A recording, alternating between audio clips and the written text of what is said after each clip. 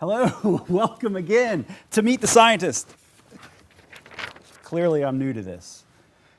So we're excited to be here tonight. We actually have a special program tonight. We're not meeting with one of our scientists. We're actually meeting with 3 scientists as part of an NSF REU program. What in the world is that? So NSF is the National Science Foundation, and REU is a research experience for undergraduates. And so this is a group of students that we have here at the Coastal Studies Institute for almost 10 weeks this summer, spending time with mentors and working directly with CSI and doing their own independent research. And so we're going to learn a little bit about the program and learn a little bit about these students. We're having an exciting summer here at the Coastal Studies Institute. We were able to initiate some of our summer camps again, so we've got a lot of rugrats running around CSI. It's great to hear their voices, their footsteps, and getting out in the field as well. We look forward to opening up this fall, more engagement with the community. We hope you will be a part of that as we move forward with a lot of our outreach and engagement, and we'll include you with that. So tonight, again, I want to welcome our guests. Thank you for being here. I'll let you introduce yourselves to our audience and maybe get to know a little bit about you, obviously your name, where you're from, and maybe your current university. My name is Mariela Garcia. I'm from Puerto Rico, and I'm currently studying at the University of Puerto Rico at Rio Piedras. Okay, thank you. My name is Ashley Fink. I'm from Toledo, Ohio, and I currently study at Kent State University. Kent State, Toledo, Ohio. Mm-hmm. All right, Ivan? I'm Ivan Wehner. I am from Columbus, Ohio, and I go to Miami University of Ohio.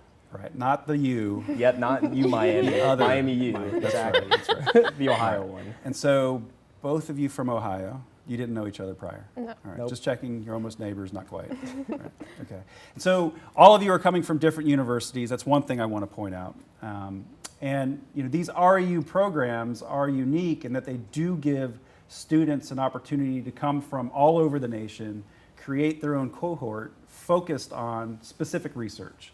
And so this REU it's an REU focused on coastal change and adaptation. And what's unique about this particular REU is we have mentors, and it's a partnership between East Carolina University, Clemson, and University of Puerto Rico, Arecibo. I got it right the second time. And so it is unique in that we are bringing these 3 universities together and expertise and faculty from these 3 universities to help mentor these students. And so we create sort of a virtual opportunity, and we actually planned this pre-COVID before everybody went virtual. But it's also giving these students an opportunity to experience working with teams across multiple campuses, which faculty and graduate students do all the time today. And so what I'd be interested in hearing about from you, right, because this program is about you, is maybe some of not your experience here just yet, but maybe some of your previous experiences in research that led you maybe to seek out this particular experience. Marielle, I'll start with you. Well, I work at an ecotoxicology lab. I work with shrimp. Right now I'm seeing how larvae develop after being exposed to titanium dioxide. I knew I wanted something in environmental science, and I saw this on Facebook, and I thought, well, it's coastal science close enough. Social media. Yeah. And so this is research that you're doing at your own university, I guess, working in a lab. Yeah, my home institution. And so you were just sort of seeking another experience outside your current university? Okay, well that's good. That's good. Ivan? Well, so my primary major is anthropology. So, social science background. Science. So when I was looking for summer opportunities, building up that resume, that CV, I was looking around, and one of my professors actually pointed me into the direction of the REUs, and I was looking through those, and I really liked the social science aspect of this one. And my second major is sustainability, so I sort of like the intersection between those 2 areas of study that I could apply for this program. Yeah. So at my own university, I did an independent study last semester in the spring. It was a linguistic anthropology informed discourse analysis of climate change discourses on social media. I wanted to do something looking at people and discourse and all of that, and since it was COVID, can't really go outside and talk to people. more Social challenging. media It's more challenging. was the place to go. So sort of looking at, what sorts of things people are talking about regarding, environmental issues or like sustainability, things like that. So I really liked that, there were projects here that sort of were in that field as well. Got you. Well, and one of the unique things, another unique thing about this program it is bringing together multiple disciplines, right? We've got engineers, we have social scientists, we have traditional natural scientists, all sort of working within coastal science. And that's something we sort of pride ourselves here at the CSI is trying to create that interdisciplinary intersection focused on coastal science. And so that's one thing we wanted to bring to this REU, because if you're going to solve problems in the coast, you have to think about it from multiple disciplines. So Ashley, not to leave you out, right? So, what's been your experience and sort of steered you to this particular REU? So in high school, I took a marine biology class, and that's what opened my eyes to the field of like environmental science. So that's what kind of like made me choose my major. And when I saw that this focused on like the coast and also just generally environmental science as well, it like combined the two things that I love the most. So I was like super passionate about it and excited to get to experience this. So I really liked this REU. And back at my home institution, I've been doing research with one of my professors since my freshman year. So I was like really liking research so far, but wanted a more professional experience with it. So an REU was a great way to like segue into that. Yeah, that's great. And so one of the things that I find kind of interesting about these REU programs is trying to align your interest, right, the student's interest that's applying, with the mentors. And so maybe each of you could speak briefly, because I mean, you guys have been head into it since you got here as far as developing your projects, and you have so little time, which you're probably recognizing now. It seems like, I'm going to be there for all summer, and all of a sudden, you've got a week left, and you've got to get these products done, right? And that's what we deal with all the time, by the way. So Ivan, I'll start with you. You are, each of you have sort of your own independent project, and so maybe just speak a little bit about what you're focused on during the summer here. So my project is researching perceptions, like perception studies. So sort of looking at like fishers, recreational fishers, and their perceptions of climate change. So we first started out with like a survey instrument, and I was out on Jeanette's Pier in Nags Head. It's a beautiful place, so I can't complain about spending some days out in the sun. Just like talking to fishers, having them take my survey, and sort of seeing how like different like demographics or like their current residents, things like that, sort of influence their perceptions of like climate change and climate change related issues. We sort of focus on fishers because they're interacting with the environment, sort of like testing to see if like different like experiences in fishing would impact if they see changes in like fish populations, whether that's like the amount or like the change of species of the fish, things like that. So able to take your interest in social science and Yes, actually apply it to a exactly. real world problem. Yeah. And then with some of those people that took the survey, doing like follow-up interviews, sort of like digging deeper into like these issues. It's like a more qualitative approach. Right. So that's sort of where we're at now Good. with my project. Good. Ashley? So I'm looking at above ground transmission lines in North and South Carolina and their vulnerability to, I chose like 3 specific natural hazards, which were strong winds, coastal flooding, and hurricanes. And then also looking at how those play into community resilience as well. So I've been doing all this using like GIS analysis and creating my own metrics. So yeah. So have you followed, and so thinking about it, as soon as you say sort of above ground, have you followed what's been done on our causeway to think about more resilience, right? So they've actually redone all the transmission lines on the causeway here that lead to the island itself, because they were always going down during storms.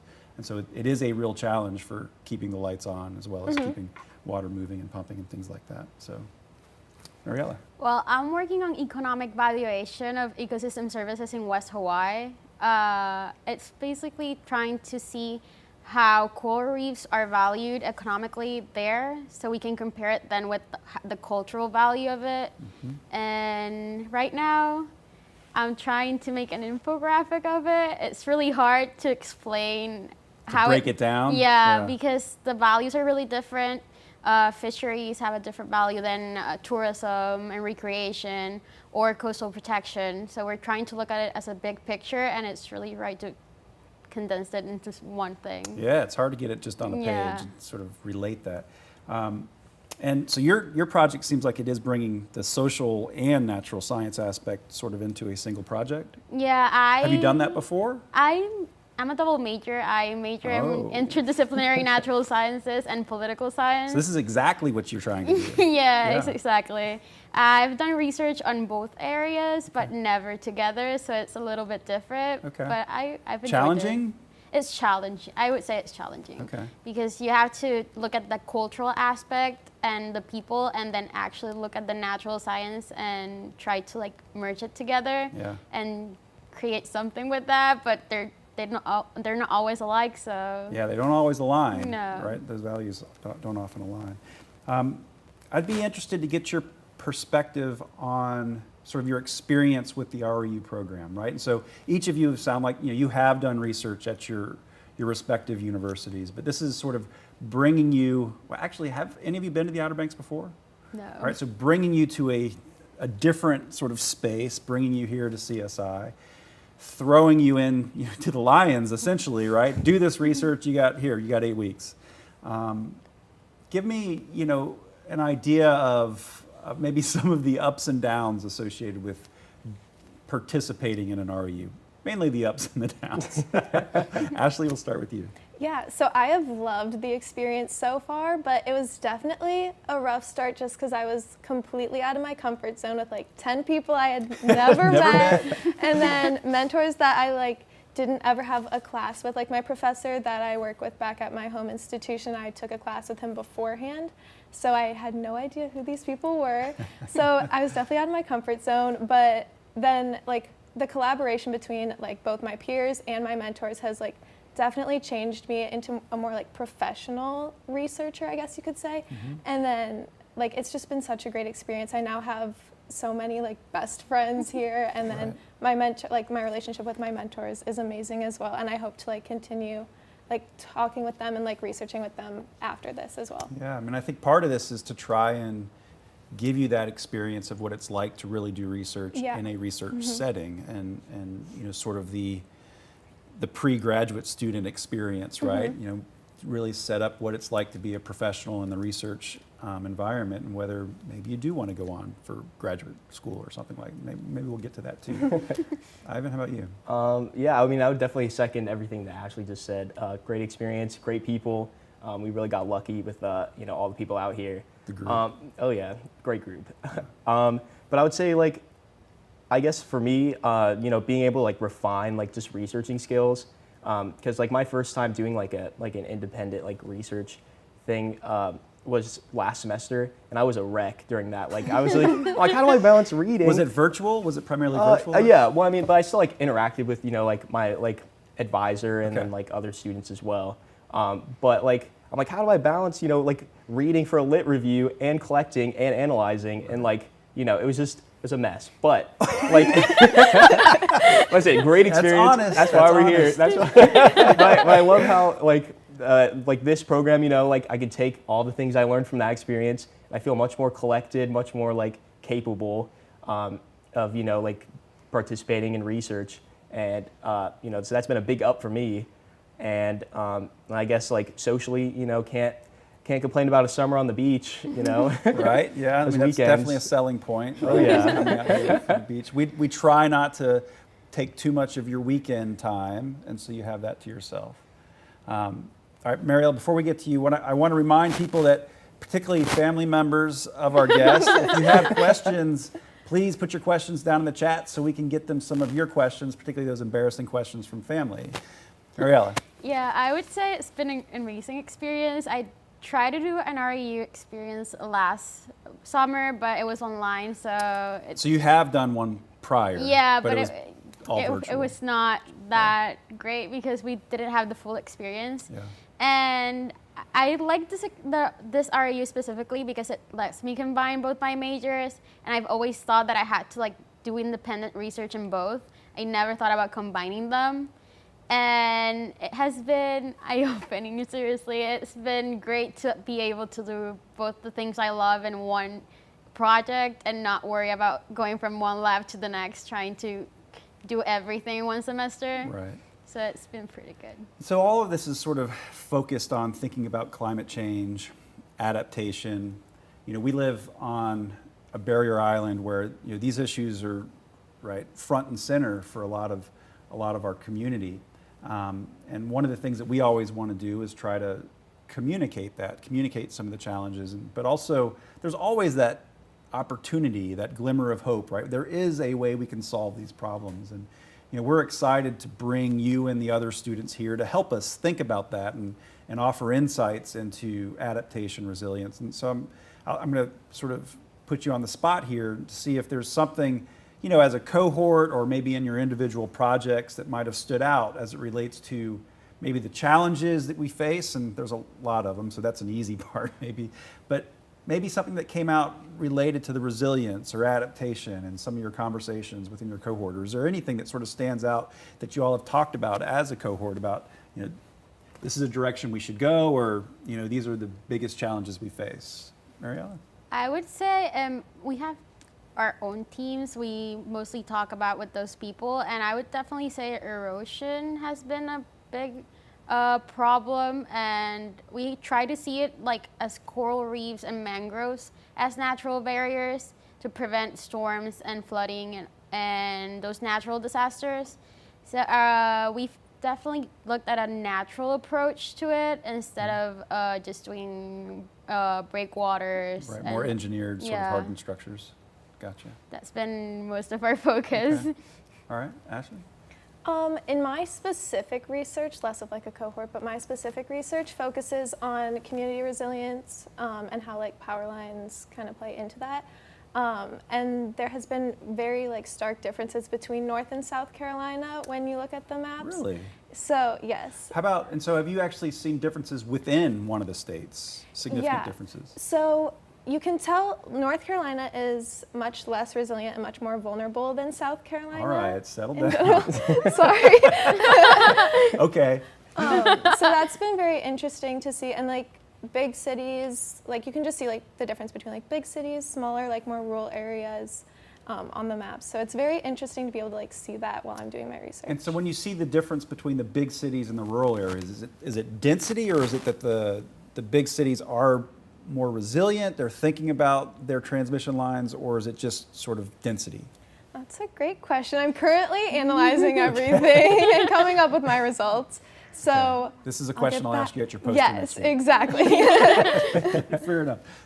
All right, Ivan. Well, I guess like the interesting thing about studying like perceptions is sort of figuring out like what people already know or like what people already like believe or see happening.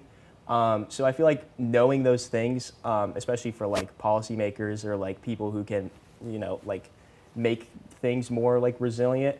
I feel like just knowing like what sorts of strategies they need to like, you know, when targeting different audiences, to sort of educate people about different coastline issues, is like a big component of like what could be like learned from like my study and like other like similar coastal studies of people's perceptions. And so you can arm wave here a little bit, but in your sort of the conversations you've had with people out on the pier and elsewhere, what's your sense of people's understanding of climate change? And I'd be curious, my guess is, you know, you sort of ask whether they're locals or visiting, and have you looked at the data to see if the difference between the perceptions of those that are visiting versus locals?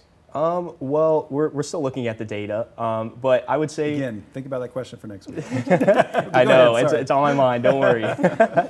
Well, I mean, most of the people out there were visitors. So like a lot of people, you know, like it would be like their first time out there. We had like a pretty large group of people that they're like, it's my first time out here. Okay. And then people, you know, come out once a year, right, just family vacation. And then, you know, there were only a few people who, at least I talked to, that were like part-time residents. So they got a second home out here, like the in-laws are here and they come visit frequently. So I don't think like, at least from like my survey, we can really tell if there's a difference between those perceptions. And so without delineating between the difference, do you have a feel for people's understanding generally? I mean, do people get that there are changes that are taking place? Yeah, so most people that we talk, actually pretty much everybody we talked to said that it is happening, like climate change is happening in some form. Whether, they believe that it's like human caused or not, that's a whole different, variable. Sure. But yeah, I mean, I feel that, everyone, or like most people that we talk to, they have a grasp that there is something happening. I mean, that in itself is interesting. And I mean, I think how we communicate the science is becoming more and more important, and will be moving forward as we start thinking about resilience, adaptation, and how we can communicate that to our community as well as the broader nation. All right, so I'm going to put you all on the spot. 5 years from now, what sort of role do you think this experience that you've participated in and many have led, where do you think it takes you? What does it do for you? What's the next step? Is it, and again, this is a lot of arm waving. I know, who knows what's going to be 5 years, but what role does this play in sort of your future? Well, it definitely has played a role because I've decided that I want to apply to the Integrated Coastal Sciences There we PhD. go. We're going to get a PhD student out of it. All right. So it definitely has influenced how I see myself in 5 years. That's exciting. It's exciting. I didn't know that. That's awesome. Yeah. All right. Well, so there we have a potential future PhD student. So you're currently a rising senior. Yeah. And so we might see you in another year. Yeah. There you go. So that's significant. I mean, if anything, it showed you that, you want to go on and do research. You want to go on and do graduate school. Exactly. And maybe it wasn't just this that showed you that, but maybe it solidified that.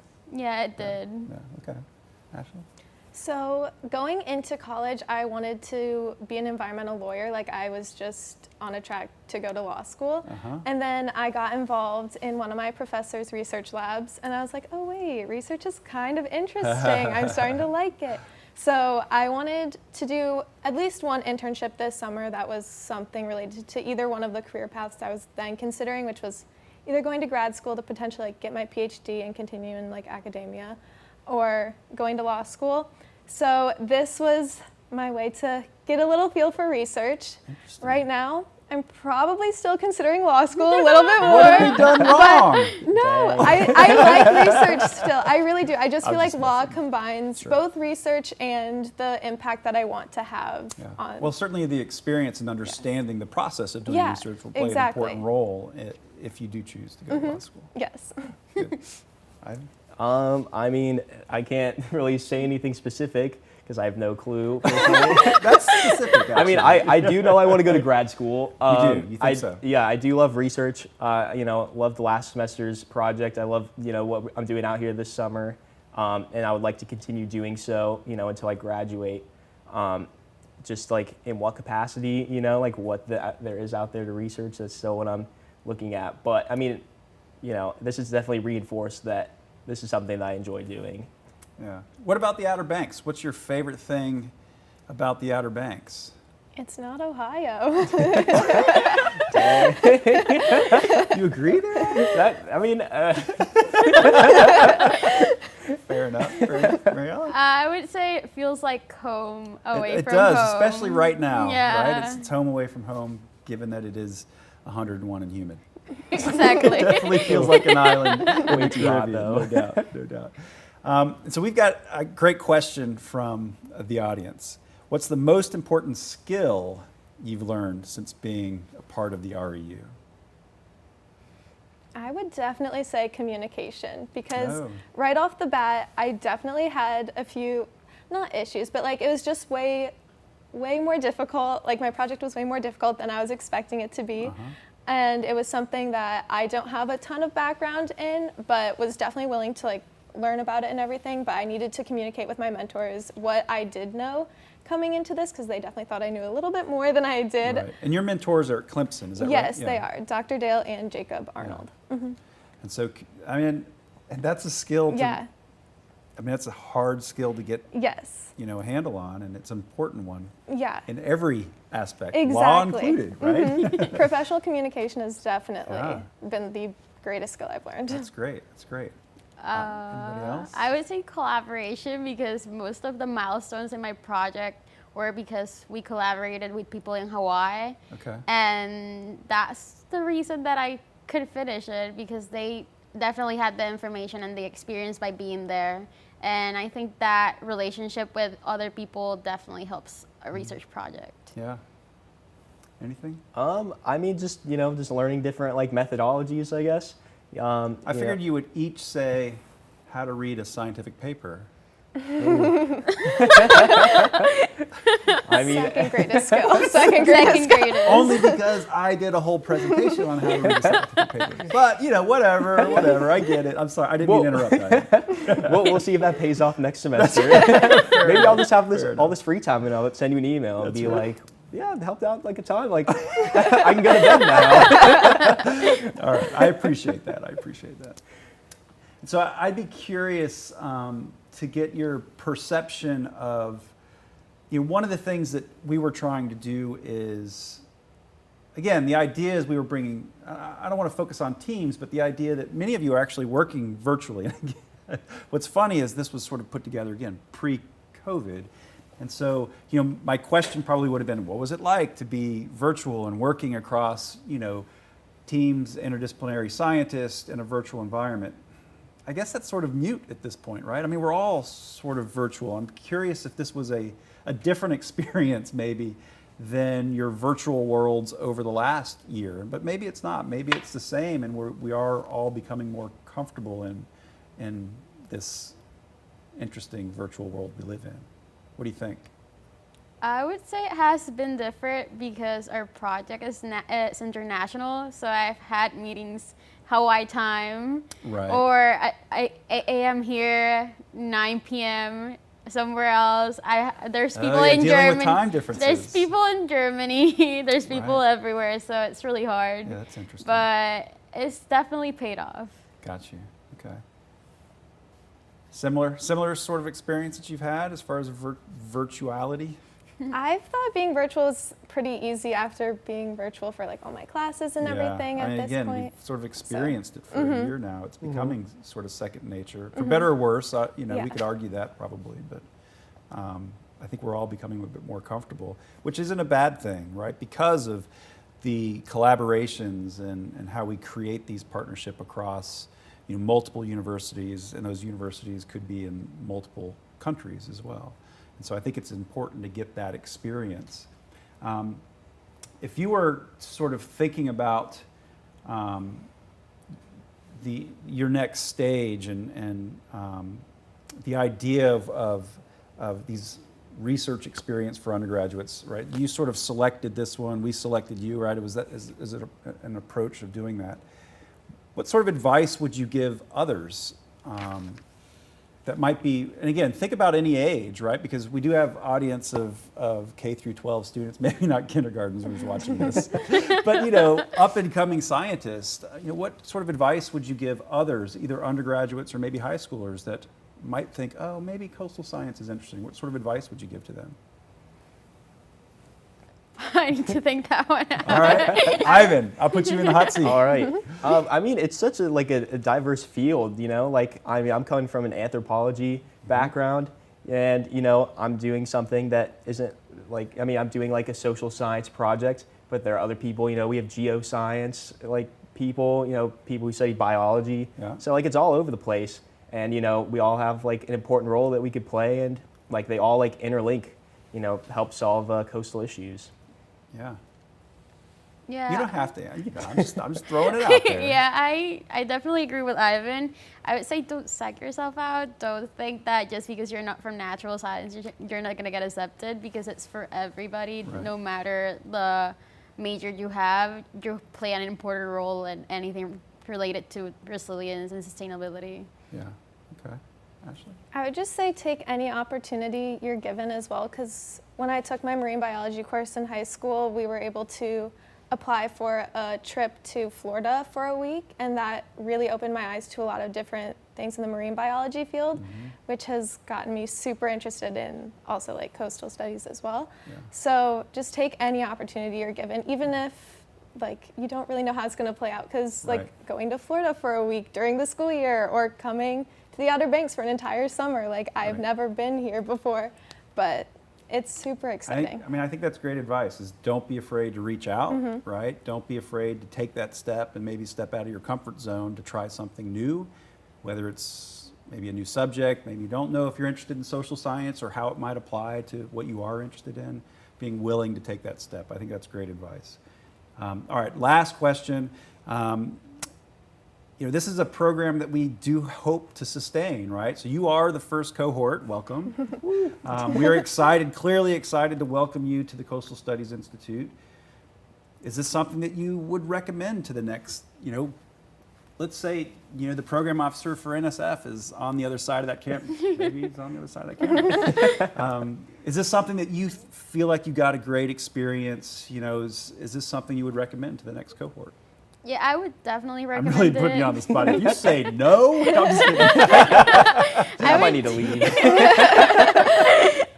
I would definitely recommend it. It's been a great experience in research and also outside of it. I've met really great people. I've never been much of an extrovert, but this has definitely changed my That's personality good. and my experience good. with other people. So I would say go for it, and for any research experience that you can get. Yeah, good.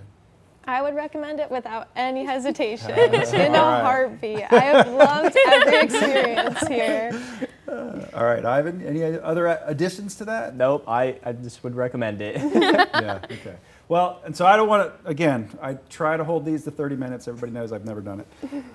But I want to say thank you to you and the rest of your student colleagues as well. This has been exciting for us to have you here for the summer, watching you sort of grow from a research perspective, seeing you guys interact and become a true cohort and working together. It's been exciting for us. We appreciate you being the first students and trusting us and providing you a research experience, and we look forward to the contributions that you will make, whether it's in law or the social sciences or your double major, right? And so I'm excited to see what you all will do for us and for our nation and the world in the next many years. And so thank you. We appreciate you tuning in tonight. We will have another Meet the Scientist next month, so look forward to that and keep tuned in to the Coastal Studies Institute. Thank you very much. Thank you all.